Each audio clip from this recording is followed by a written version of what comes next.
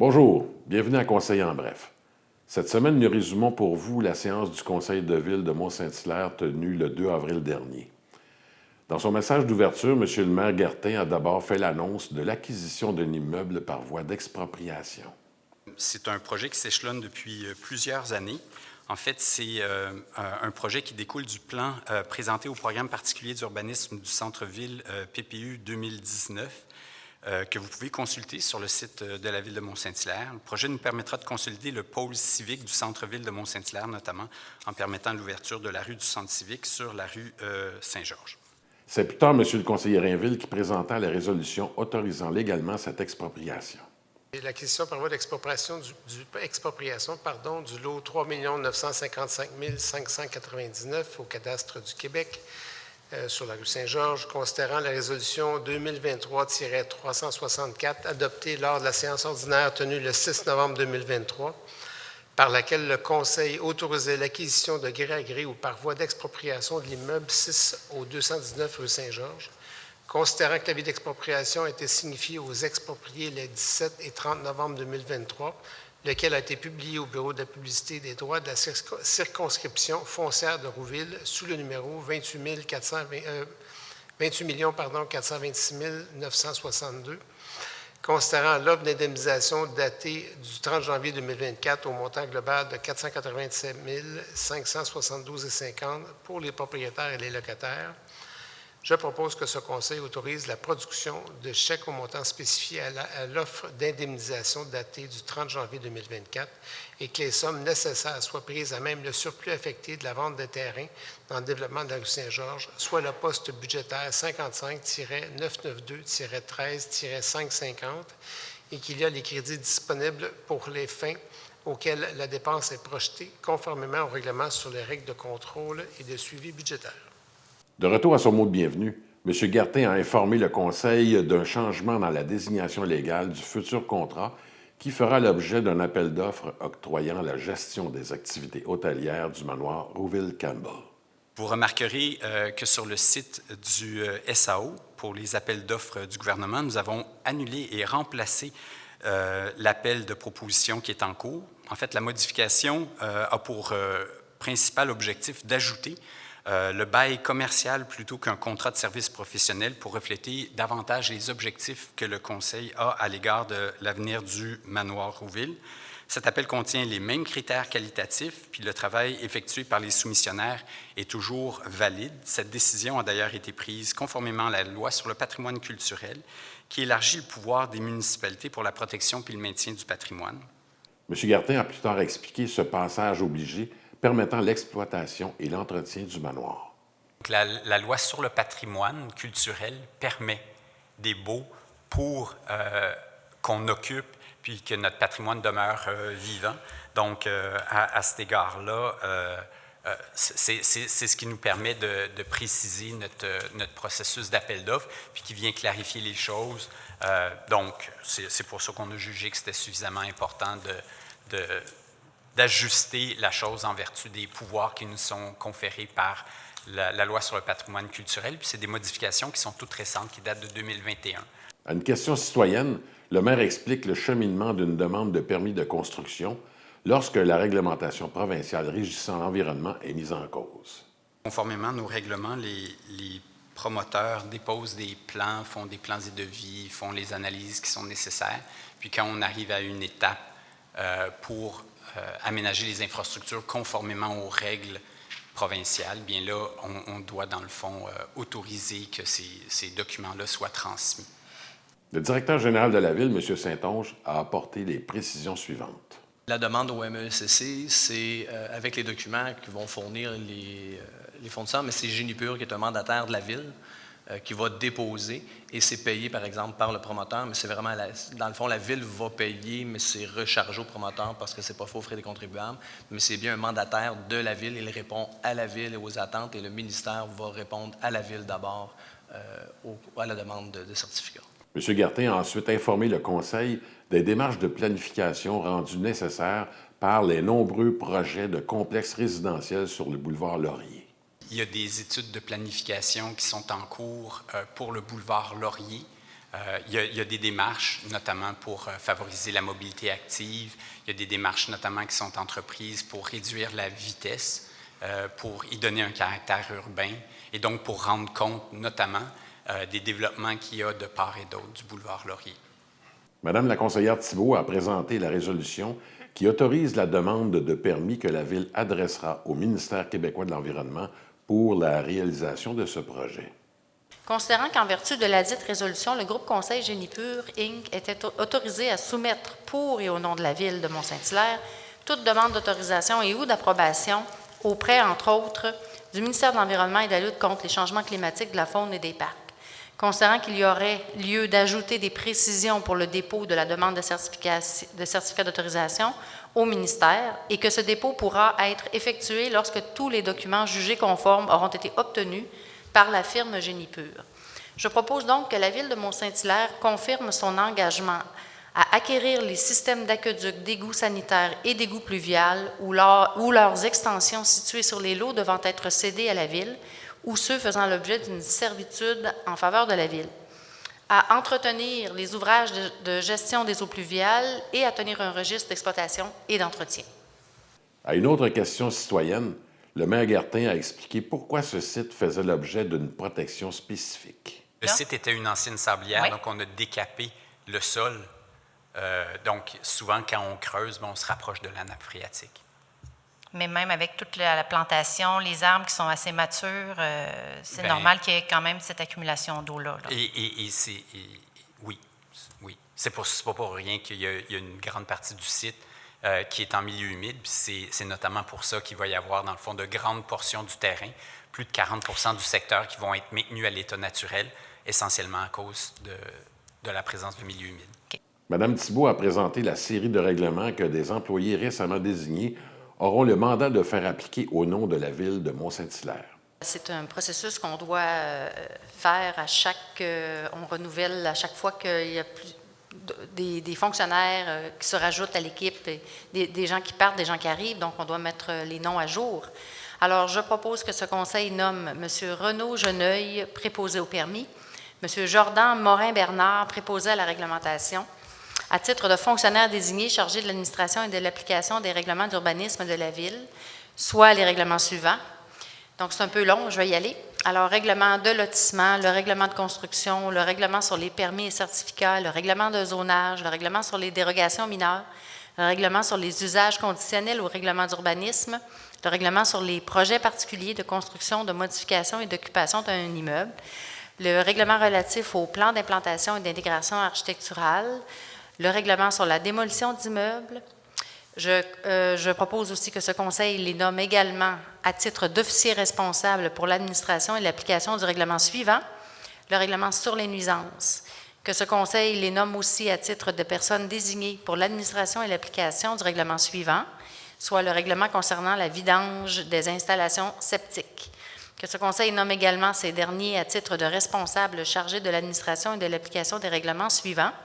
Donc, le règlement relatif à l'utilisation extérieure des pesticides et des engrais, le règlement relatif à l'utilisation de l'eau potable à l'extérieur.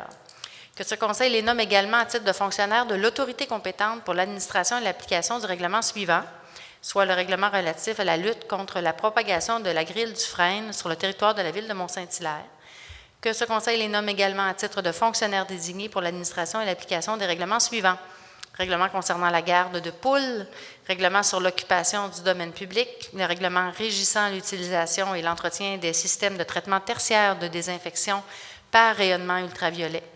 Que ce conseil les nomme également à titre de fonctionnaires désignés pour l'administration et l'application des règlements suivants. Le règlement sur l'assainissement des eaux numéro 2008-47 de la Communauté métropolitaine de Montréal, et le règlement sur l'évacuation des eaux usées des résidences isolées, le Q2R22 du gouvernement du Québec. Une résolution soulignant l'apport indispensable des personnes bénévoles à de nombreuses missions sociales est présentée par Mme la conseillère Georget. Considérant qu'un grand nombre de bénévoles œuvrent au sein de notre communauté dans différents organismes et dans plusieurs sphères d'activité, que leur rapport constitue une richesse collective pour la société, considérant que la Ville de Mont-Saint-Hilaire, au même titre que le Centre d'action bénévole de la vallée du Richelieu, tient à remercier ses nombreux bénévoles. Donc, je propose que le Conseil proclame la semaine du 14 au 20 avril 2024, semaine de l'action bénévole. J'en profite pour souligner, dans le fond, l'apport des bénévoles au CAB qui sont indispensables pour assurer les services aux plus vulnérables, la guignolée de Noël, la friperie, les dépannages alimentaires, le transport pour les personnes âgées qui n'ont pas de réseau. Donc, chapeau, puis merci. Plusieurs dérogations mineures sont autorisées pour la construction d'un nouvel immeuble résidentiel et commercial. Je propose que ce Conseil approuve la demande de dérogation mineure présentée pour la propriété portant le numéro d'immeuble situé au 870-874 boulevard Sir-Wilfrid-Laurier, Mont-Saint-Hilaire, soit le lot 6 564 644 au cadastre du Québec. Celle-ci a pour but d'autoriser l'implantation de conteneurs semi-enfouis en cours avant secondaire, alors que le règlement de zonage numéro 1235 prescrit pour l'usage commercial des conteneurs semi-enfouis localisés en cours latéral ou arrière à 2 mètres de toute ligne de l'eau. Également, d'autoriser l'aménagement d'une entrée charretière d'une largeur de 8,84 mètres, alors que le règlement de zonage numéro 1235 prescrit pour l'usage habitation multifamiliale une largeur maximale de 7 mètres, permettant ainsi une dérogation de 1,84 mètres. D'autoriser l'aménagement d'une allée principale de circulation servant à la fois d'entrée et de sortie de véhicules automobiles d'une largeur de 5,5 mètres, alors que le règlement de zonage numéro 1235 prescrit pour l'usage commercial une largeur minimale de 7 mètres, permettant ainsi une dérogation de 1,5 mètres. Et enfin, permettre l'aménagement d'une allée de circulation double sens entre les cases de stationnement afin de desservir le bâtiment mixte pour un usage commercial d'une largeur de 5,5 mètres, alors que le règlement de zonage numéro 1235 prescrit une largeur minimale de 6 mètres pour un usage autre que l'habitation, permettant ainsi une dérogation de 0,5 mètres. Donc, cette demande a pour but de permettre la construction d'un bâtiment mixte. Pour ce même projet, le Conseil a approuvé que le nombre de places de stationnement soit inférieur à ce que prévoit la réglementation, et ce compte tenu que cet immeuble est situé près des services de transport en commun et ceux de mobilité active. Que ce Conseil accepte le nombre de cases de stationnement fournies soit de 77 cases, alors que le règlement en vigueur en exige 80 pour ce nouveau bâtiment. Que le montant de la compensation à verser par le demandeur de l'exemption établi par le règlement numéro 828-52 relatif à la tarification des services municipaux est de 5 000 $ par case manquante. D'importants travaux d'aqueduc seront entrepris sur la rue Lévis. Voici Mme Georget. Considérant que le règlement a été précédé d'un avis de motion, copie a été transmise à... Attendez. Le projet de règlement a été remis à chacun des membres du Conseil à l'intérieur du délai prévu par la loi.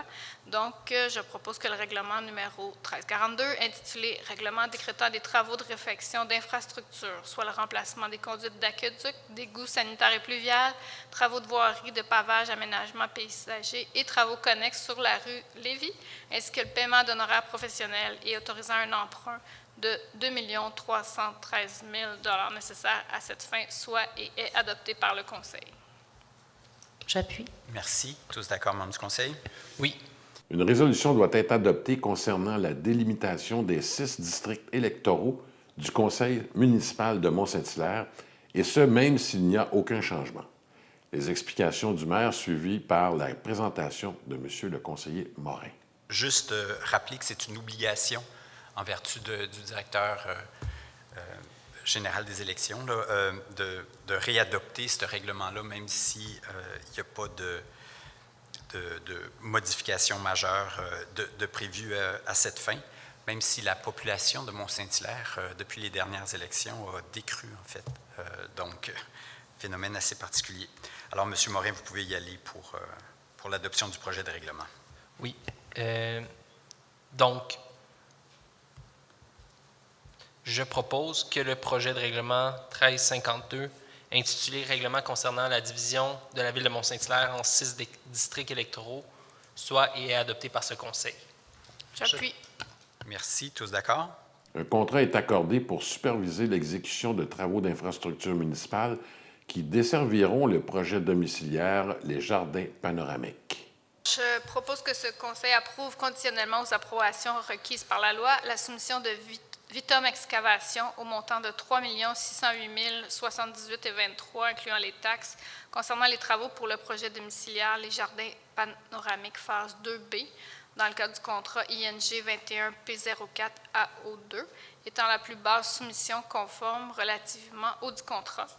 Que ce contrat est octroyé conditionnellement à la signature d'une entente relative à des travaux municipaux à intervenir entre le promoteur et la Ville, et ce, en vertu du règlement 1211 de la Ville de Mont-Saint-Hilaire, intitulé « Règlement sur les ententes relatives à des travaux municipaux sur le territoire de la Ville et remplaçant le règlement numéro 1081 ou de tout règlement le remplaçant ou le modifiant ». Des travaux de réfection seront entrepris sur la rue de la Salle. M. Rainville présente la résolution. Soit le remplacement de conduites d'aqueduc, d'égouts sanitaires, l'ajout d'égouts pluviales, des travaux de voirie, de pavage, d'aménagement paysager et des travaux connexes sur la rue de la Salle, ainsi que le paiement d'honoraires professionnels et autorisant un emprunt de 1 940 000 nécessaire à cette fin. Le maire Gartin explique la teneur d'autres travaux qui seront exécutés sur la rue Michel pour la somme de plus de 1 717 000 $. Ces travaux pourront ensuite faire l'objet d'une subvention de plus de 468 000 $ offerte par un programme du gouvernement du Québec. Pour ceux qui ne le savent pas, c'est le secteur, en fait, c'est la rue sur laquelle se trouve l'école L'Aquarelle. Ça va nous permettre de, notamment, aménager la rue avec des voies pour la mobilité active, puis aussi de revoir le stationnement de façon à sécuriser le pourtour de l'école. Donc, ça nous touche particulièrement à cœur. Donc, un citoyen inquiet des répercussions régionales du projet Nordvolt a demandé au conseil municipal d'intervenir publiquement pour demander la tenue d'un BAP générique sur toute la question de l'énergie au Québec. Tout en annonçant que le conseil présenterait un plan sur la question du logement à Mont-Saint-Hilaire, M. Gartin a eu la réponse suivante. Je trouve que c'est une proposition qui est intéressante, qui a fait l'objet notamment d'une lettre ouverte dans le Devoir il n'y a pas si longtemps que ça, si je ne m'abuse. À chaque fois qu'on s'est adonné à ce genre d'exercice-là, c'est vrai que ça a jeté un autre éclairage, ça a permis d'avoir un dialogue entre plusieurs parties prenantes. C'est un mécanisme qui relève du gouvernement provincial. Et c'est certain que c'est intéressant et je m'engage personnellement à porter cette idée-là, notamment auprès de mes collègues de la MRC. Puis lorsque j'aurai l'opportunité d'en parler à des autorités provinciales, bien, je le rappellerai. Pour l'instant, je pense que je vais m'en tenir à ça. Sur le même projet, un autre citoyen a demandé à l'administration municipale de s'assurer que les rejets industriels de Nordvolt ainsi que l'utilisation qu'elle fera de l'eau du Richelieu ne compromettront pas l'intégrité de la rivière. Les rejets industriels sont de compétence provinciale. Donc, Mme Labonté, j'ose croire que dans les, je pense, 14 autorisations qui restent à venir pour le déploiement du projet, ces polluants-là, qui sont des polluants bien connus, vont être évalués et traités. Ceci étant dit, ça ne soustrait pas notre régie de l'eau de ses obligations de respecter la loi sur la qualité de l'eau potable. Monsieur le maire a expliqué à une citoyenne pourquoi certaines résolutions devaient être précédées du dépôt d'un avis de motion. En fait, c'est que la façon qu'on fait, c'est qu'il y a un avis qui va être publié pour annoncer le fait qu'on dépose ce soir un projet de règlement. Tout dépendant des cas, ces projets de règlement-là peuvent faire l'objet d'une consultation publique formelle ou du moins on laisse un délai pour que les citoyens puissent prendre connaissance du règlement, nous faire part de leurs considérations s'ils en ont, puis on l'adopte subséquemment. Donc c'est toujours avis, projet de règlement, un délai, puis ensuite adoption du règlement pour permettre aux citoyens de réagir. Un jugement rendu par la Cour d'appel du Québec a permis indirectement à un promoteur d'être indemnisé pour avoir accepté de ne pas exercer son droit de détruire un milieu humide. Les promoteurs ont eu un certificat d'autorisation pour détruire un milieu humide. Ce certificat d'autorisation-là ça a été remis en cause par le ministère de l'Environnement, savoir s'il avait une durée de vie. Oui. Donc, c'est allé jusqu'en cour d'appel et la cour d'appel a réaffirmé le fait que préalablement, il n'y avait pas de durée de vie sur ces certificats d'autorisation-là, donc il est encore valable. Donc, le promoteur a le droit de détruire les milieux humides. Or, l'administration précédente, il faut saluer le geste, a choisi de ne pas détruire ce milieu humide-là, a négocié une entente avec les promoteurs, donc il sera préservé. Préservé. C'est ça. Okay. Sauf que cet espace-là a une valeur puisqu'il aurait pu être détruit. Donc, ils peuvent se prévaloir de mesures fiscales. Maintenant, si vous avez des réserves à l'égard de ces mesures fiscales-là, il faut s'adresser au gouvernement qui régisse ces mesures fiscales-là. Un citoyen se plaint qu'une consultation publique a eu lieu dans son secteur pendant les vacances d'été, alors que lui-même et d'autres citoyens étaient absents de leur domicile. La réponse de M. Gartin. En ce moment, notre préoccupation, notamment la Commission de mobilité, c'est de traiter un très grand nombre de demandes qui sont faites, notamment pour des mesures d'atténuation de la circulation et autres. Et je dois admettre qu'on est animé, en fait, par une intention de traiter un nombre appréciable de demandes qui nous sont faites. Maintenant, c'est aucunement dans le but de bafouer la démocratie ou au contraire, c'est plus dans un esprit de bienveillance puis de bien commun qu'on souhaite traiter de manière diligente les demandes qui nous sont faites. Maintenant, j'entends ce soir que vous n'êtes pas satisfait du processus, du moment où ce processus a eu lieu. Je vais prendre ça en délibéré avec mes collègues, puis on pourra vous revenir à cet égard-là. Je pense que vous aviez déjà fait une demande à savoir que le processus soit refait. On va considérer la chose, mais comprenez qu'en ce moment, on a un très grand nombre de demandes, puis considérant que c'est pour une demande de jeu dans la rue et que ça répond à nos critères, on semblait... En tout cas, on était convaincus qu'on avait fait un bon travail. Maintenant, je vais prendre en délibéré votre requête, puis on pourra peut-être vous revenir avec une réponse plus précise. Un commerçant de Mont-Saint-Hilaire est aux prises avec une décision d'une inspectrice de la Ville et il souhaite en discuter en privé avec le maire et le directeur général de la Ville. La réponse de M. Gartin. Quand il y a des avis d'infraction et autres, qu'un élu intervienne là-dedans, il y a apparence d'ingérence, là. Puis c'est pas... Tu sais, peut-être que dans d'autres villes, ils le font, là, mais je veux juste vous dire que quand il y a des démarches qui sont judiciarisées, ça va nous porter préjudice. On a un code d'éthique et de déontologie à respecter. Maintenant, ce que je comprends, c'est qu'il y a un enjeu ici, puis je vais m'assurer que des membres de l'administration puissent dans le fond, vous donner de l'information précise. Maintenant, est-ce que c'est à des élus de brainstormer avec un propriétaire foncier dans le cadre du développement de son entreprise? Permettez-moi d'avoir une posture un peu critique par rapport à ça. J'entends que nous aussi, on est heureux que vous soyez là puis que vous soyez, dans le fond, un moteur du récréotourisme à Mont-Saint-Hilaire. Maintenant, si vous avez des demandes spécifiques à faire auprès de nous, c'est-à-dire qu'habituellement, quand une entreprise vient voir un conseil pour influencer une décision, on appelle ça du lobby. Voilà qui termine cette édition de Conseil en bref qui reprenait des points saillants de la séance du Conseil municipal de Mont-Saint-Hilaire tenue le 2 avril. Nous espérons que l'émission vous a plu. Ici Louis Bibeau qui vous dit à la prochaine.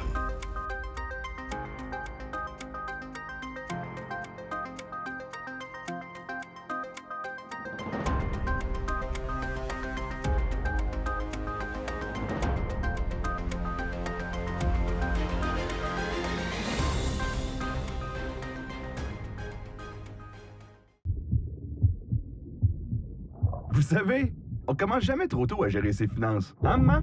Ouh, mon petit Marcel a hâte de sortir. Marcel? Je suis pas sûr que j'aime ça. Mais ce qui est sûr, c'est que je vais être solide financièrement! Respire, man. Budget, réel, crédit, ça s'apprend. Ben, moi je sors d'ici. Hop là! Il n'y a pas d'âge pour s'intéresser à ses finances. Bien comprendre vos finances, c'est dans votre intérêt.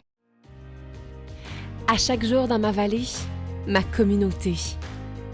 J'investis dans ces choix qui me ressemblent, qui nous rassemblent. À 2 pas de tout ce dont j'ai besoin, je vais à la rencontre de ceux qui prennent soin de moi.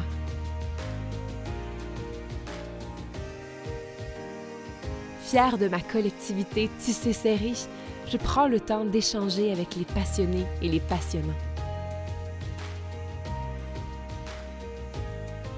L'accueil y est chaleureux, les gens y sont généreux.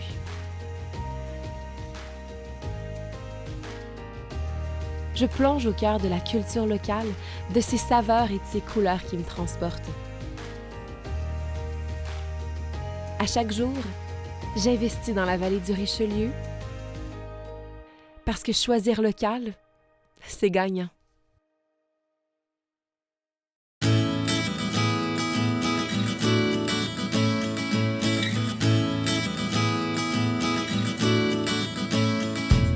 L'Histoire d'ici, ce sont 12 rencontres avec d'éminents spécialistes sur différents aspects de l'histoire de la vallée du Richelieu. C'est un rendez-vous, c'est votre histoire.